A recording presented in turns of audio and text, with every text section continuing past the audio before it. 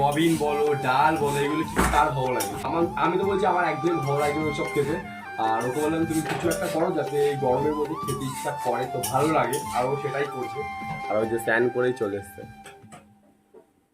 তোমাদের সাথে যে রেসিপিটা শেয়ার করবো বললাম, তুমি এর মধ্যে মাখিয়ে মুখিয়ে রেখেছো? কি কি দিয়েছো এর মধ্যে? না ঠিক আছে, এর মধ্যে কি কি আছে বললাম তো, পেঁয়াজ, আলু, লঙ্কা, তারপরে হলুদ, লবণ। আর কিছু না? তো ঠিক আছে, এবার কি করো তুমি এটা? তেলটা গরম হোক। আর এইটুকুনি আলু রেখে দিয়েছো কি করতে? আলুটা বেশি কাটা হয়ে গেছে।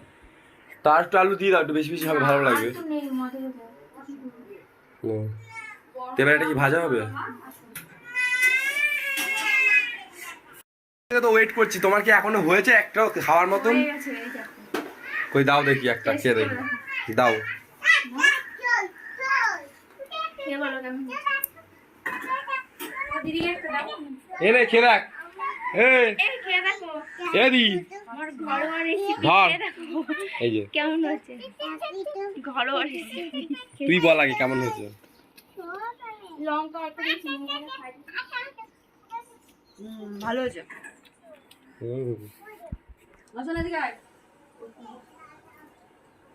গুড, সত্যি ভালো হয়েছে। আর তোমরা যদি এরকম বানিয়ে খাও একদিন বুঝতে পারবে, খুবই টেস্ট। তো যাই হোক, ফাটাফাটি হয়েছে। এবার এটা হয়ে গেলে কি আমাকে খেতে দেবে নাকি? আমার খিদে কিন্তু নাই চমচা করছে।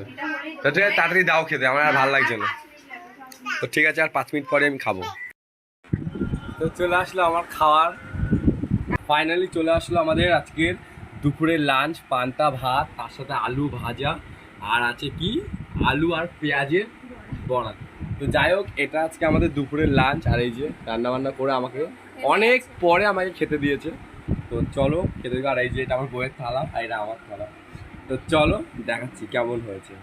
যাই হোক, ভিডিওটা এত দূরই ছিল। আজকে আমাদের দুপুরের লাঞ্চ তোমাদের সাথে শেয়ার করলাম যে আজকে কী কী দিয়ে আমরা লাঞ্চ করলাম। আর ভিডিওটা এত দূরই থাকলো, দেখা হচ্ছে নেক্সট ভিডিওতে। তাই তো আমরা এখনও খাচ্ছি, এখনও খাওয়া শেষ হয়নি, তাই বললাম ভিডিওটা শেষ করে যাও অন্তত। তো টাটা, আবার অন্য একটা ভিডিওতে তোমাদের সাথে দেখা হচ্ছে। আর সঙ্গে থেকেও পাশে থেকেও টাটা, বাই বাই।